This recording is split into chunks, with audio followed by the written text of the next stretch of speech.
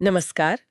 आज 4 जुलाई 2025 है और हमारे सामने मौसम से लेकर बाजार और अंतर्राष्ट्रीय व्यापार तक कई तरह की खबरें हैं, साथ में कुछ सांस्कृतिक रंग भी।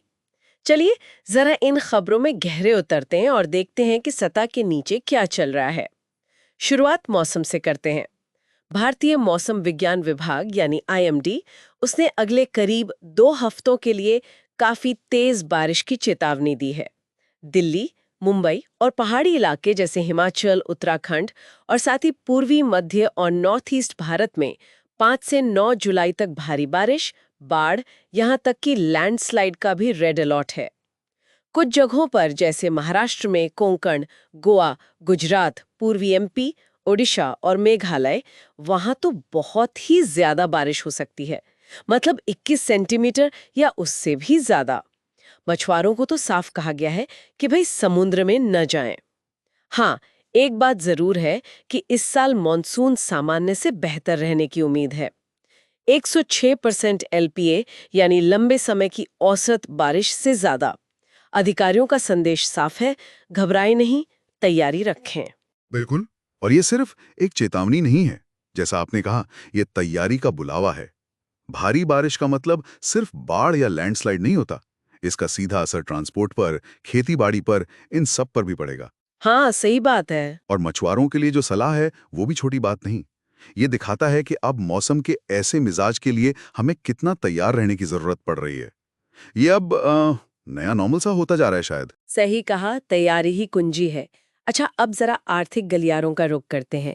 सेबी ने, हाँ, जो हमारे शेयर बाजार की रेगुलेटर है, उसने एक अमेरिकन ट्रेडिंग फर्म जेन स्ट्रीट उस पर भारतीय बाजार में ट्रेडिंग करने से रोक लगा दी है। आरोप ये है कि फर्म ने बैंक निफ्टी ऑप्शंस में कुछ ऐसा हेरफेर किया जिससे रिटेल निवेशकों को नुकसान हुआ और फर्म ने करीब 48 अरब, मतलब लगभग 570 मिलियन, इतना मुनाफा बना लिया।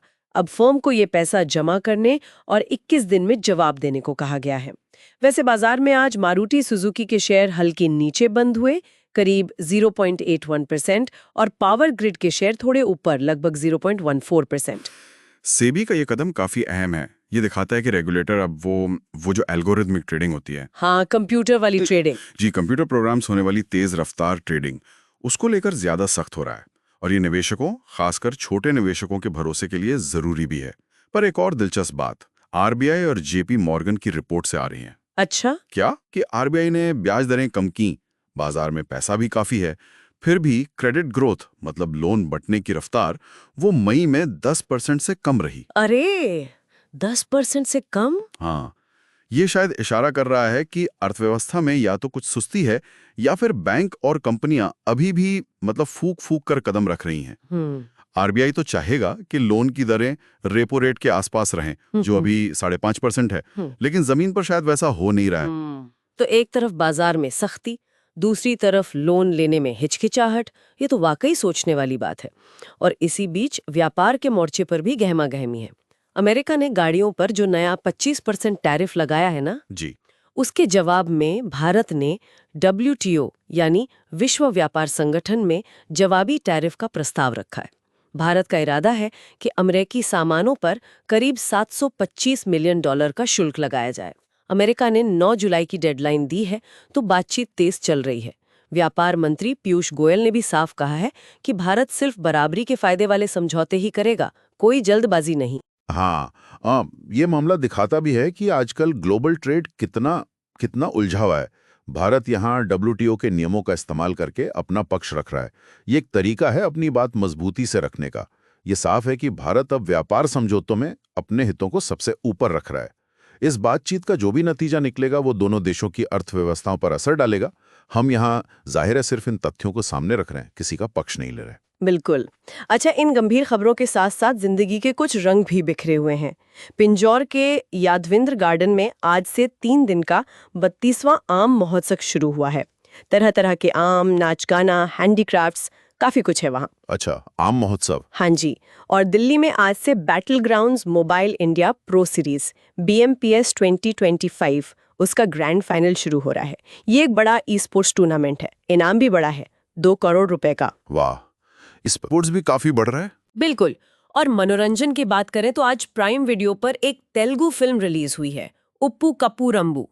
सटायरिकल कॉमेडी ड्रामा बताई जा रही है। तो अगर आज की सारी बातों को एक साथ देखें तो एक तरफ देश भर में भारी बारिश की चेतावनी है और उससे निपटने की तैयारी पर जोर है। दूसरी तरफ फाइनेंशियल मार्केट में रेगुलेटर की सख्ती दिख रही है और धीमी क्रेडिट ग्रोथ की चिंता भी है। तीसरी तरफ अमेरिका के साथ व्यापार में थोड़ी तनातनी है और WTO में भारत का मजबूत स्टैंड दिख रहा है। हाँ। और इन सब के बीच आम महोत्सव और ई स्पोर्ट्स जैसे इवेंट्स ये दिखाते हैं कि सांस्कृतिक जीवन भी अपनी रफ्तार से चल रहा है, उसमें एक जीवंतता है। ये सब मिलकर एक तस्वीर बनाते हैं कि कैसे देश एक साथ कई मोर्चों पर मतलब प्राकृतिक, आर्थिक, वैश्विक और सांस्कृतिक संतुलन बनाने की कोशिश कर रहा है। तो ये थी आज की कुछ अहम खबरों पर हमारी पड़ताल। और जाते जाते एक सवाल छोड़ जाते हैं सोचने के लिए। जब मौसम की ये गंभीर चुनौतियां, बाजार पर कड़ी निगरानी और महत्वपूर्ण व्यापार वार्ताएं ये सब एक साथ चल रहा हो, तो आने वाले हफ्तों में इन मिले-जुले दबावों का असर भारत की नीतियों की दिशा और शायद लोगों के ध्यान पर किस तरह पड़ सकता है? क्या चीज ज्यादा अहम हो जाएगी? इसी सवाल के साथ आज की ये गहन चर्चा यहीं समाप्त